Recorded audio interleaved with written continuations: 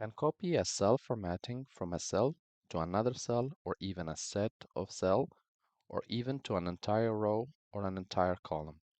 To do that, locate the cell from which you want to copy the formatting, and in the top ribbon under Home, click on Format Painter, and then locate the cell to which you want to apply the style and click on it.